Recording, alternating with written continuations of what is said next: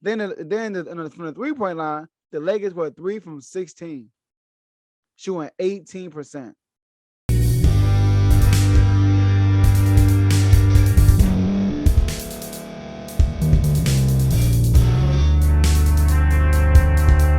Welcome to Refuse to Lose. My name is Joe Jordan. I'm your host today.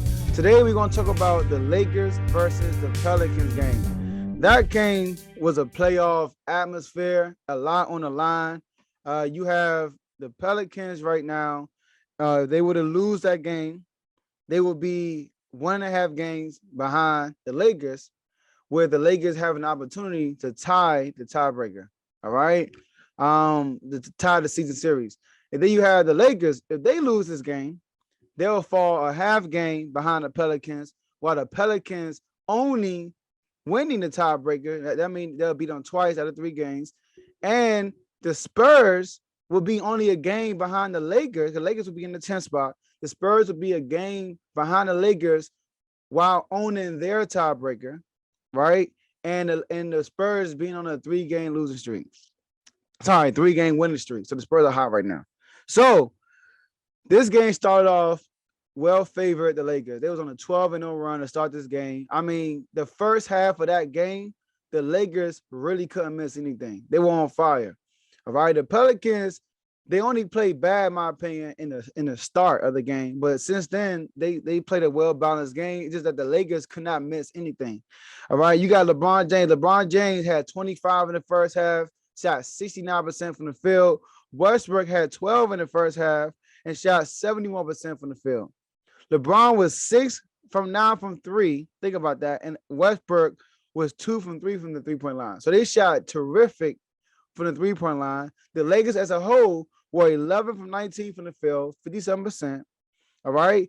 And they were 6 from 7. 11, 19 from the field, 57% from 3. All right. And also they were 6 from 7 from the free throw line, shooting 85%.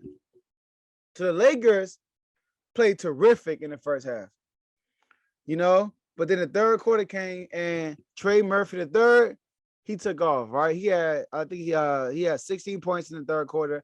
And Stanley Johnson, right? Stanley Johnson, when he first signed his 10-day contract, he had a lot of energy. He was playing great. They signed to a second 10-day contract. He's playing great. And then he brought a lot of energy to the table. But if I'm not mistaken, as of lately, he's falling off a cliff. All right. I mean, on the defensive side, he's been getting cooked. Trey Murphy was guarding Trey Murphy most of the third quarter. Trey Murphy was getting a lot of buckets on him. Even in the first half, they had some momentum stopping buckets on Stanley Johnson. All right. It was actually one time he allowed a bucket of LeBron, like looking at him like, and then you could tell Stanley Johnson was sad walking to the sideline. But he fell off.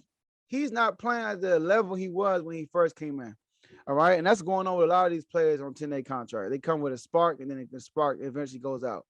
But the thing is, Trey Murphy went off in the third quarter, brought them back, him and Brandon Ingram. I think Brandon Ingram had 9 points in the third quarter. And then you go into the fourth quarter, and the Pelicans took the lead and never went back. LeBron had 39 points. That's great. But guess what? He scored his last bucket. He tied the game up by 98, scored his last bucket with 7:52 left in the game. And since then, he was 0 from 4, shooting 3 threes. So he was not going to the basket at the end of the game. So Pelicans took off. So in the second half, this is the game of the tale, the first and second half. In the second half, the Lakers, right? The Lakers in the second half, right, shot 35% from the 35% from the field, 25% from 3. Right? Sorry. Rewind that. LeBron had 14 points in the second half, shot 35%. West and 25% from 3. Westbrook scored 6 points, 37% from the field. He was 0 from 2 from 3, which is 0%. That's the difference right there. Lakers as a whole, 16 from 41 from the field, 39%. First half, they shot 57. They shot over, I think 80. I think they shot like if I'm not mistaken, they shot over 70% from the field in the first half, right? And then, 60%. Then from the 3-point line, the Lakers were 3 from 16, shooting 18%. 4 for 9 from the free throw line, 44%. So across the board, their numbers went down tremendously. So now the Lakers are a half game behind the Pelicans. In the 10th, they are in the 10th spot, and they are one game behind the Spurs, while the Spurs are on a three-game winning streak. They split the season series with the Lakers. I think they played one more time, but right now they split the season series, right? And if the season starts today, the Spurs will own that because they have a better conference record. But I think they played one more time, if I'm not mistaken, and they had the opportunity to win that tiebreak over the Spurs. But the Spurs, man, they've been playing good lately. Like I said, they're on a 3-game winning streak, all right? And they play good against the Lakers. So, listen, the Lakers, they are this much close from falling out of the play-in tournament. If they get into the play-in tournament, because listen, if they would have put two halves together, that game would not have been close because the Lakers came out with intensity in that first half. LeBron had 3 bombs from deep, right? Westbrook was playing great. He was going to the basket. When LeBron came out the game, he was leading the surge. So they played great in the first half, but they got to just put two halves together. That's all they got to do because defensively, it wasn't like the Pelicans shot terrific in the second half. The Lakers just shot poorly in the second half. That's what happened. So yeah, so that's all I have for you guys today, and I'll see y'all next episode.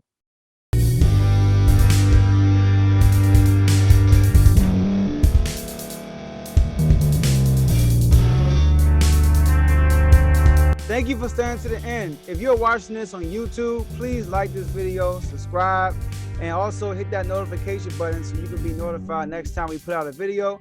If you're listening on any podcast platform, subscribe and hit that notification button, y'all, so you can be notified we put out another podcast audio.